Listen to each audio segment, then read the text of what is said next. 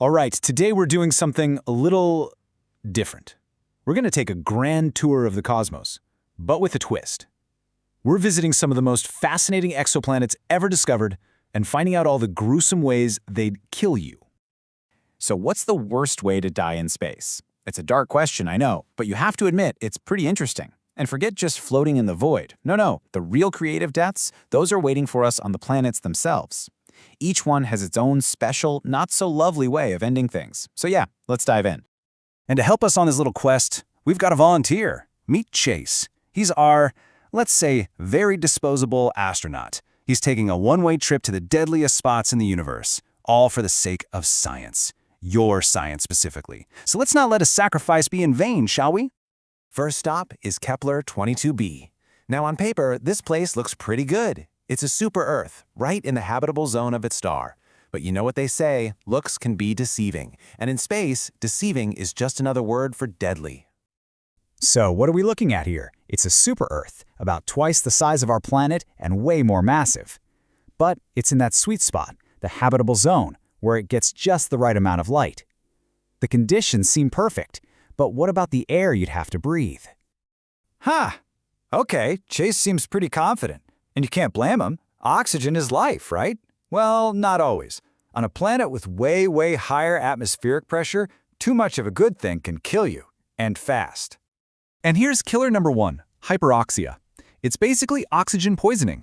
The combination of an oxygen-rich atmosphere and the planet's super high pressure would literally force a toxic amount of O2 right into your bloodstream. And this isn't a slow, gentle process. It's a terrifying step-by-step shutdown of the human body. For poor Chase, it would start with his hands and face twitching. He might even feel a weird sense of euphoria right before his vision just narrows down to a tunnel. Then comes the violent coughing as his lungs fight back. He can't even stand, his body is shaking so much. And then, boom, complete cardiovascular collapse. It's all over in minutes. Just brutal. And hey, if the oxygen doesn't get you, don't worry, the carbon dioxide is waiting in the wings. Super high levels of CO2 would cause something called hypercapnia. It floods your blood, causes seizures, blurs your vision, right before your heart and lungs just give out. The point is, the very air on this world is a minefield. So, a 5 out of 10 for a planet that poisons you with its own air? And you know what? Chase is right. As awful as that is, this is probably the nicest place we're visiting today. It only gets worse from here. So if the air itself can kill you, what else is out there? Well, let's head over to TRAPPIST-1d.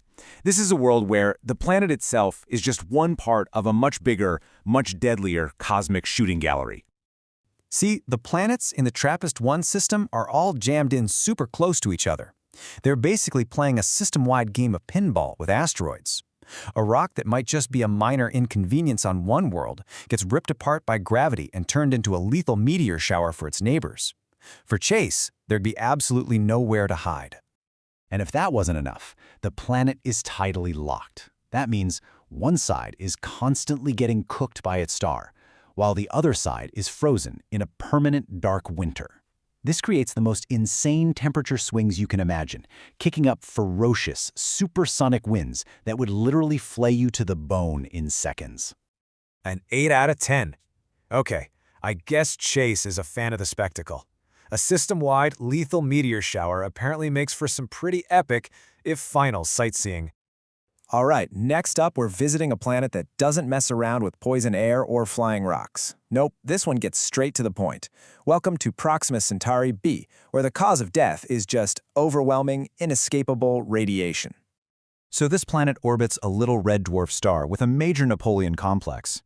Proxima Centauri erupts with these megaflares all the time, just blasting its planet with levels of radiation that are hard to even comprehend.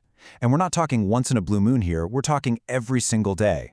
This chart really puts it in perspective. On Earth, a dose of about 8 sieverts of radiation is considered lethal.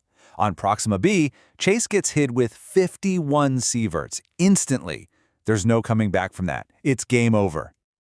At 51 sieverts, your body just catastrophically fails. The radiation literally rewrites your genetic code on the spot. Your bone marrow stops making blood, your digestive system just shuts down, and your entire circulatory system collapses. It's a total system failure. Another 5 out of 10. I'm guessing the instant radiation poisoning left him a little too scrambled to give a proper review. But believe it or not, even having your DNA instantly mutated isn't the most cinematic death the universe has to offer. For that, we go to our final destination.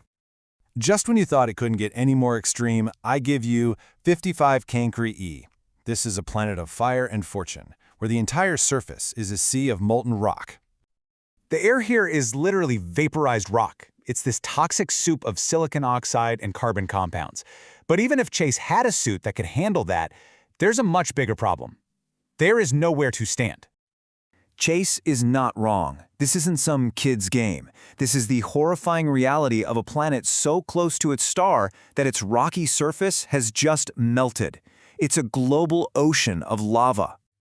And just look at that temperature, 2,400 degrees Celsius. Let me put that in perspective for you. Venus is the hottest planet in our solar system, right? A total hellscape. This place is 5 times hotter than Venus. You don't even get seconds to live here. We're talking milliseconds. It's not survival, it's just instant vaporization. So, what have we learned from Chase's many, many sacrifices? Well, that the universe is overwhelmingly hostile. But, and this is important, understanding why these worlds are so lethal is crucial. By studying why a planet like Kepler-22b is a poison trap, or why Proxima b is a radiation nightmare, scientists get a much clearer picture of what habitable really means.